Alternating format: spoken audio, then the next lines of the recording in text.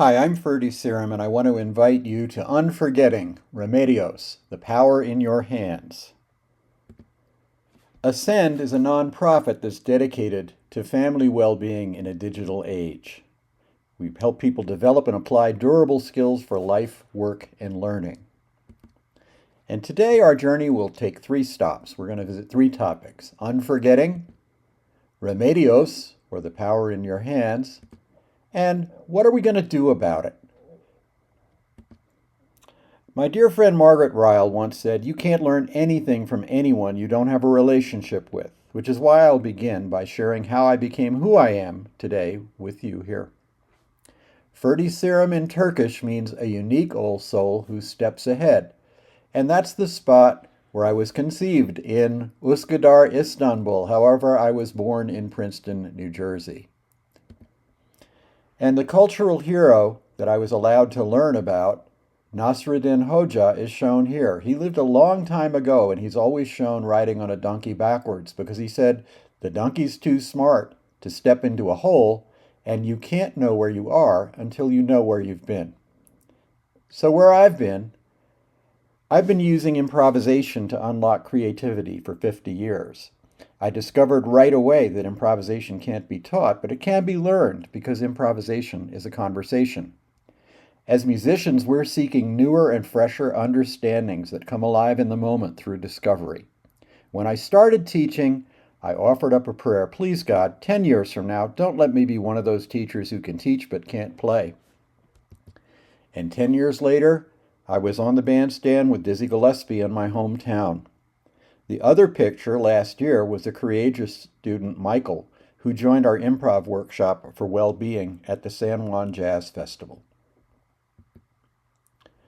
So before we begin, I'm going to ask us to rest and silence. I'm going to ask you to take 5 minutes and do exactly nothing, and then make this a daily practice.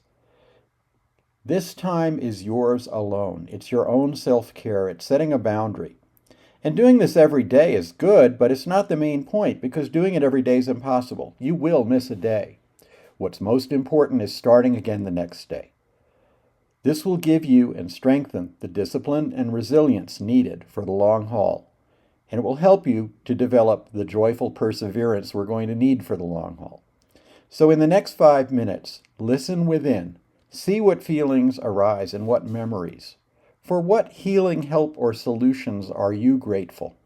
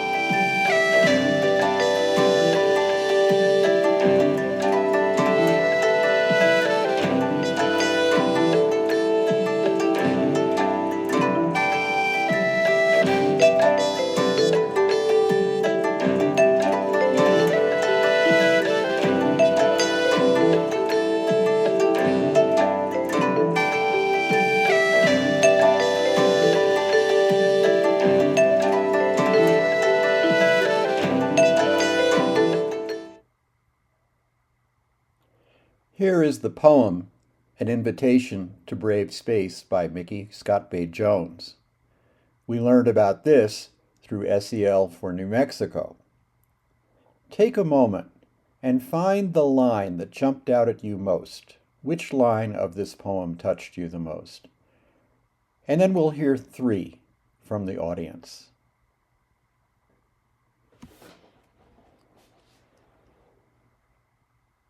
It's going to be very important for us to look at perspective. How things appear is always a matter of perspective. And my goal is for us to be able to learn to see from more than one perspective, because that's going to be necessary for us to overcome the conflicts and the struggles and the differences that we're going to have as we can see building all around us. It's going to be very important, and it's necessary to understand what happens next, which is unforgetting. Unforgetting has 3 parts. As educators, we're attracted to learning. We love to learn. But learning has a shelf life. And increasingly, we have to unlearn and then relearn to be able to deal with what's going on around us. So as a way of unforgetting, we're going to start with the story of the 3 sisters. Many people in New Mexico know about this. Some who move here learn about it early on. But the 3 sisters is corn, beans, and squash. And the traditions of how this was done and the brilliance of the corn providing the support for the beans and the squash providing the shade that keeps the water from evaporating is part of the wisdom that our native elders had that have sustained us over the years. But musically, I'm going to use 3 things. I'm going to use the Taos flute as a symbol and an example of indigenous wisdom. And I'm going to use the alto flute as a vehicle for Western culture. And most recently, the digital instrument, the digi instrument, is about digital sovereignty. So I'll play the sounds of these. You've already heard some of them. And then we're going to see how this affects us, because we all live in all 3 worlds. If you're not certain about this, let's just think about time. In indigenous wisdom, we're looking at nature's time. There are 13 moons in a year, 364 days. People notice that the sun rises 1 minute earlier or later per day, depending on the time of year, and that the moon rises an hour later just about per day. Western culture did something else. They ended up finding a way to do mechanical time, clock time. Minutes and seconds were used for navigation, for latitude and longitude, so people could travel across the seas. But clock time didn't come into real use until the railroads crossed the United States. Then it was very important to understand what time it was as you moved through the different time zones. And these days we have digital time, smartphone time, which uses satellites to send precise time and location signals that will not only tell you what time it is, but where you are and what altitude you're at. So the way we're using time is using all 3 cultures. We still say the sun rises in the east. We know it appears to rise in the east because we learned that the earth revolves around the sun and not the other way. And now our way of doing timekeeping is to put the earth back in the center of a network of geostationary satellites so that our phones will do their magic. It also has to do with fire. Natural fire, internal combustion, and now with the digital, we're looking at fusion and fission because the power needs that are coming by our use of technology, we don't want to try to meet those only with internal combustion, that's for sure. So we're living in all 3 worlds. So that has been unforgetting, our learn, unlearn, and relearn. And now we move into remedios. Remedios are important because it signifies healing, help, or solutions. And what is there now that will help prevent parent stress? Because right now, parental stress is so severe and rising that it's become named an urgent public health issue. Over 50% of parents report being overwhelmed daily. What can we unforget? What can we learn, unlearn, and relearn that will help people now? Because we're lamenting the difficulty we have in finding parental engagement in community schools. And when we ask, we find out why that might be possible. So how many of us are parents? You feeling it too. What can we do together? Well, in looking at this, the first remedios is to understand the 4 R's. We're using storytelling to honor this. The 4 R's represent qualities that are the importance of balancing giving and receiving, strong connections between people, personal accountability, and equitable sharing of resources. It starts with relationships, which we experience as identity and belonging. It moves to responsibility that we take for our actions and their impacts. Reciprocity, giving and receiving, is tremendously important because only that will allow us to have the redistribution of sharing of resources more equitably. So this is how taking learning, unlearning, and relearning made me change my approach to teaching and learning, and that is what has led to the hand, the power in your hand. We start with curiosity, looking for more than one point of view, and we're using curiosity throughout this presentation to explore the other powers. Your thumb, identity, is being who you are, where you are. Your pointer, the power or agency, is about achieving purpose and affecting change. The middle finger I can't show you by itself, but I'm going to show you this way, because this is a more effective way of having courage and resilience to deal with the anger, conflict, and hostility that is part of daily life and is certainly part of navigating the changes that we're in right now. And solving problems together is our commitment. Anybody who's made this commitment knows that it means not only joy, but also can bring heartbreak, but you're in it no matter what for life. And finally, trust is what is needed for us to move forward together. This is the power in your hands, and this power is what fuels the 6 practices, the 6 key practices. So when we look at how this works, we see that when we tap into identity, being who we are, where we are, it opens the door for expanded, culturally enriched learning opportunities, one of the 6 key practices of community schools. Our agency allows for powerful student and family engagement. Our commitment to cultures of belonging, safety, and care, and through trust, we're able to arrive at collaborative leadership, shared voice, and power. We have to have the courage to do rigorous community-connected classroom instruction and to build the integrated systems of support.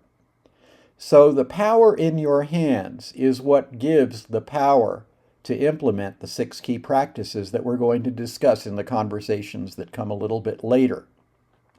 But I want to leave you with the first example. As I mentioned, curiosity is really the key to understanding all of the others. It allows us to see things from more than one point of view. And artful intelligence is an example of one of the workshops that we offer to parents, in this case a 6-week workshop, who learn to use technology to rehumanize. Here's how they used curiosity to explore their identity. And it's important to know that none of the people who created this art in the 6 weeks was an artist or considered themselves to be an artist before they did it. But it was wonderful to see their expression of identity.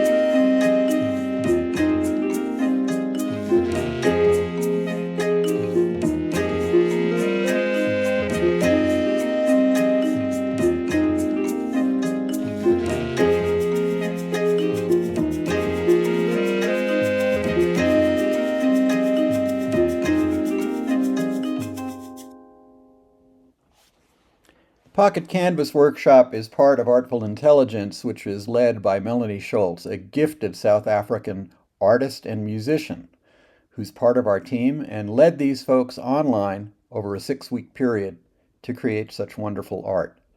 This is what draws in the parents in the programs that we're doing, which is what we're talking about now in the Do About It section. What are we going to do about the parental stress and the fear that we're experiencing, the uncertainty, and frankly, the deliberate cruelty that is in the context around us? We never before had to worry about kids who had to worry about whether their parents would be at home when they returned to school or would be somewhere else. So it's about time that we shift from fighting with each other to fighting for each other. Our Do It About It workshop. What will we do about it? Well, this is what I meant when I said a lot of hooey. Hooey is a word from Hawaiian that means a small group of people gathering together collaboratively to meet a shared purpose. And this model has been used by the Family Hooey Group, where they gather together to learn positive parenting. It's been done for over 30 years, and it is being done now all over New Mexico. Small groups of people come together for 12 weeks and experience that. The same model is used by Kunal, who you'll meet in a little while, for his Lighthouse Homes evenings, where parents are getting together to explore how to use AI for better parenting. That sounds pretty weird, but it's pretty powerful, and he'll be able to share that in a moment. Also, it's being used to make story maps, as Anna is showing. Here's the first story map that she started making about the Makah people from where she lives up in Washington State. And we use it to have celebrations in various places. Here we're shown at the Great Kiva in the Aztec ruins. There's Melanie, you can see in the pink, singing. And we performed in the Great Kiva to really connect people with the cultures that we have explored with the Unforgetting. So the things that we do happen in a variety of ways, and mostly they have to happen outside of school because the school day is so populated and so hard to fit anything into the schedule. And we use the natural cycle, going back to the idea of the sun, how it appears to be, how Mother Earth and Father Sky, we interact with them. So anywhere from lunch workshops, afternoon classes, dinner community workshops, breakfasts, morning classes. Basically, we're looking at activities that take 1.5 hours, and they can happen over a 12-week period. It gives us a lot to do, but the common thread is we're using story maps. And here you see an example of what a story map can contain. It contains real world and data of other things, but really language, song, prayer continue to be the lifeblood to us as people, families, and communities through kinship. We approach this work as artists, seeking to share the joy of creation with others, as many others as possible, because of its healing power of connecting. And as artists, we acknowledge and honor our ancestors through lineages tracing back well before the invention of written language. The first writing was art. The first sounds allowed us to connect as no other species. And so when we do story maps, here are the first story maps that were made by 5-year-olds. Cooking with Grandma, how to make tamales. This is an intergenerational project that happened again in a 6-week period. And the little girl here was the first one to do the story map with her parents and grandparents, showing how to make grandma's tamales.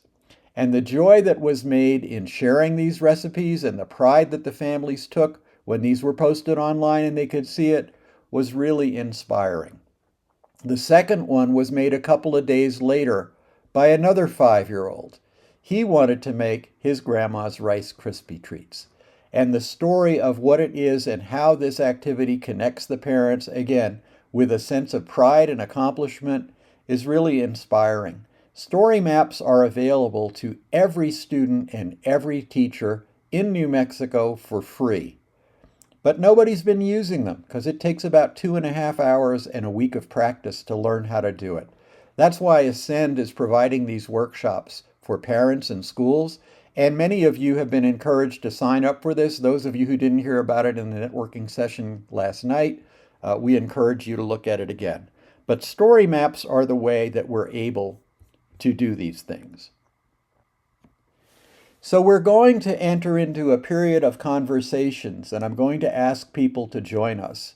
The first people to join us, of course, are the students from Raíces del Saber School in Las Cruces, who are going to share with us the powerful story of 5th graders and how they changed things in their school using the learning, unlearning, and relearning of unforgetting to improve the food that they had. But this is illustrative of the power of small parent groups engaged in cultural and creative activities that Kunal is going to share, along with Anna's harnessing local traditions to enhance family and community relationships.